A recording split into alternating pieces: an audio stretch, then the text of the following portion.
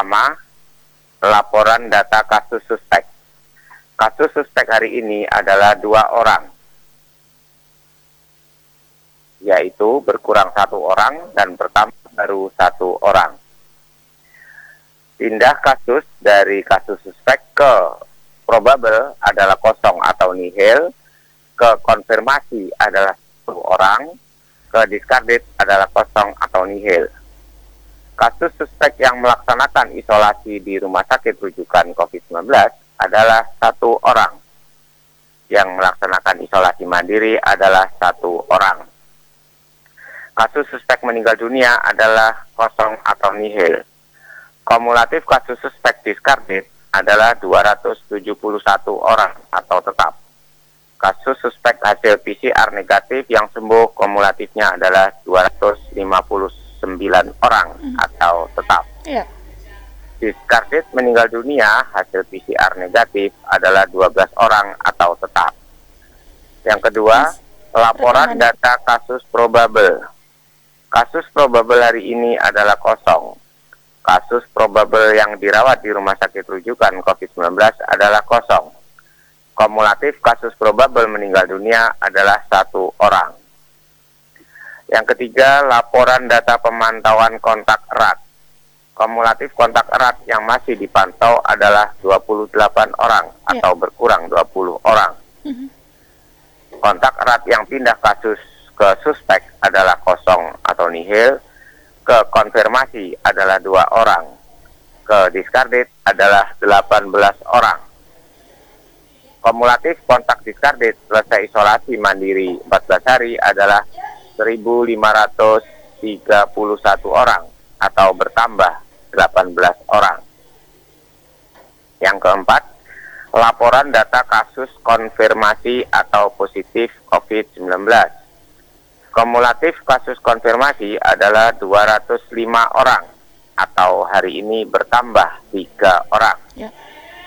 Kumulatif kasus konfirmasi sembuh adalah 185 orang atau bertambah 3 orang. Kasus konfirmasi isolasi di rumah sakit rujukan COVID-19 adalah 2 orang. Isolasi mandiri adalah kosong atau nihil. Isolasi di rumah isolasi Kota Blitar adalah 7 orang. Kumulatif kasus konfirmasi meninggal dunia adalah 11 orang atau tetap. Selanjutnya, saya sampaikan penjelasan perkembangan kasus COVID-19. Yang pertama tentang kasus konfirmasi atau positif COVID-19. Informasi kasus baru, kasus konfirmasi pindahan dari kasus suspek. Ada seorang laki-laki 26 tahun dari Kelurahan Sanan Wetan, memiliki riwayat perjalanan dari Bitung tanggal 9 November yang lalu. Sejak tanggal 13 November, ia mengeluh batuk, mual, dan muntah. Kemudian dilaksanakan pemeriksaan rapid test, dan hasilnya reaktif. Ya. Pada tanggal 18 November hari ini, hasil PCR-nya positif. Dan saat ini dia melaksanakan isolasi di rumah isolasi Kota Blitar dalam keadaan baik-baik saja atau tanpa gejala. Kasus konfirmasi yang kedua, informasi barunya adalah pindahan dari kasus kontak erat. Ada sebanyak 2 orang kontak erat dari kasus konfirmasi di Kelurahan Bendogrit. Ya. Di sana ada seorang perempuan berusia 57 tahun yang sudah positif. 2 orang tersebut hasil PCR-nya positif, yaitu keluar tanggal 18 November hari ini. Saat ini yang bersangkutan melaksanakan isolasi di rumah isolasi Kota Blitar dengan catatan tanpa gejala atau baik-baik saja. 2 orang tersebut adalah seorang perempuan 33 tahun dari Kelurahan Bendogrit dan seorang laki-laki 31 tahun, alamat KTP-nya adalah di Kota Tangerang, Jawa Barat, dan berdomisili di Kelurahan Bendogrit. Informasi baru yang ketiga tentang kasus konfirmasi adalah pada tanggal 18 November hari ini, sebanyak 3 orang telah dinyatakan sembuh dan tetap melaksanakan protokol kesehatan sebagaimana mestinya. Mereka adalah seorang laki-laki 54 tahun dari Pendogerit, seorang laki-laki 60 tahun dari Kelurahan Rembang, dan seorang perempuan 47 tahun kontak erat dari kasus konfirmasi di Kelurahan Sentul. Di sana ada seorang laki-laki berusia 52 tahun. Okay. Selanjutnya penjelasan tentang kasus suspek. Informasi barunya adalah kasus suspek seorang perempuan berusia 82 tahun dari Kelurahan Rembang. Sejak tanggal 13 November tahun 2020 yang lalu, ia mengeluh demam, sesak nafas, lemas, susah makan, batuk, dan ada penurunan kesadaran. Saat ini yang bersangkutan dirawat di Rumah Sakit Rujukan COVID-19 Kota Blitar. Selanjutnya tentang kasus kontak erat. Ada informasi baru kontak erat. Hari ini tanggal 18 November tahun 2020, sebanyak 18 orang hasil PCR-nya negatif dan tetap melaksanakan protokol kesehatan atau dalam keadaan baik-baik saja. 18 orang tersebut adalah 1 orang kontak erat kasus konfirmasi di Kelurahan Rembang. Di sana seorang laki-laki berusia 60 tahun. 2 orang kontak erat kasus konfirmasi di Kelurahan Sukorejo. 1 orang dari Kelurahan Tanjung Sari yang melaksanakan rapid test, hasilnya reaktif sebagai syarat perjalanan. 1 orang lagi dari Kelurahan Sanan Wetan adalah kontak erat dari kasus konfirmasi di wilayah Kabupaten Blitar. Selanjutnya 4 orang dari Kelurahan Kelampok. Dia adalah kontak erat dari kasus konfirmasi di Kelurahan Kelampok. 4 orang dari Kelurahan Pelosok Kerep. Mereka adalah kontak erat dari kasus konfirmasi salah satu instansi vertikal di Kota Blitar. Dan 5 orang adalah kontak erat dari kasus konfirmasi di Kabupaten Blitar. Oke. Demikian Mbak Kirana. Baik, terima kasih Dokter Muklis untuk informasinya. Dan dokter, kalau kita lihat memang untuk beberapa hari terakhir grafik perkembangan COVID-19 ini memang saat ini sedang naik ya dokter ya. Lalu dokter, bagaimana langkah yang saat ini kita lakukan begitu dokter, langkah antisipatif untuk menekan seperti itu?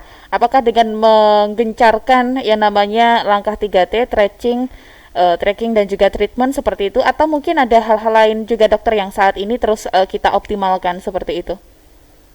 Iya, ya tentunya kita sudah masuk pada tataran kewaspadaan di wilayah daerah, di mana di wilayah daerah itu sudah tidak lagi hanya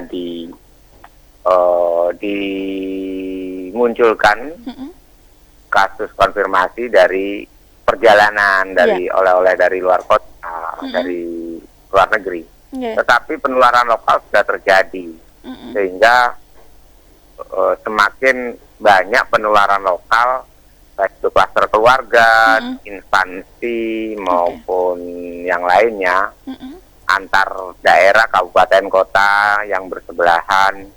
Nah,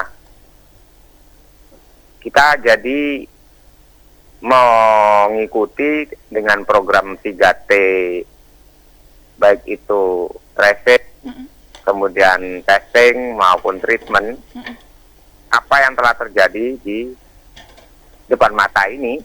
Jadi ada kasus kita jemput, ada kasus keluhan di rumah sakit A, di rumah sakit B, orang melapor dengan keluhan, hasil pemeriksaan rapid tes positif reaktif, kita langkah dengan testing swab dan PCR.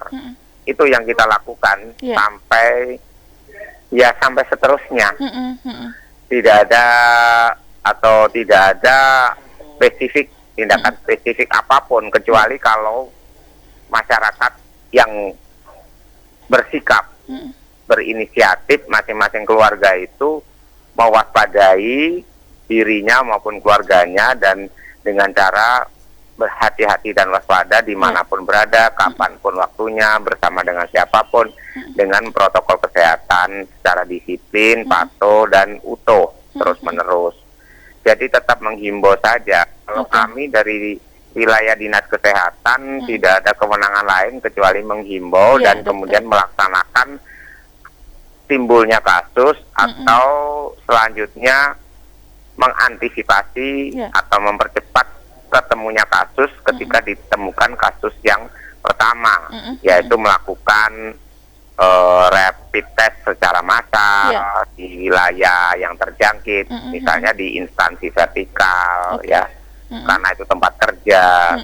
Kemudian kalau ada yang reaktif, kita ikuti dengan swab, pengambilan spesimen melalui swab, dan kita teruskan ke pemeriksaan laboratorium PCR. Sementara demikian yang bisa dilakukan oleh Dinas Kesehatan sesuai dengan protokol atau prosedur yang ditetapkan oleh Kementerian Kesehatan dan Dinas Kesehatan Provinsi Jawa Timur. Tidak lebih dan tidak kurang, Mbak Kirana. Oke.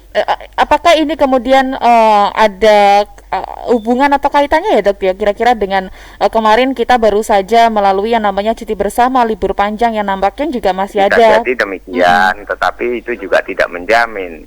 Yang jelas penularan lokal sudah terjadi, jadi kemungkinan seperti apapun bisa saja terjadi. Banyak indikator ya dokter ya. Terjadinya adalah karena 3M protokol kesehatan tidak dipatuhi. Tidak dilaksanakan dengan disiplin. Itu yang utama itu ya dokter ya, sehingga ke depan jadi diharapkan kami tidak punya kewenangan seperti yang ditanyakan oleh Mbak Kirana tadi, bagaimana upaya menekan mereka. Kami Dinkes tidak punya kewenangan menekan. Hanya menghimbau dan mengingatkan ya dokter. Iya. Oke, siap. Terima kasih dokter untuk informasinya sore hari ini. Sehat selalu dok. Semoga besok kita masih bisa jumpa kembali. Ya. Baik dokter, assalamualaikum. Selamat sore. Waalaikumsalam warahmatullahi wabarakatuh. Ya.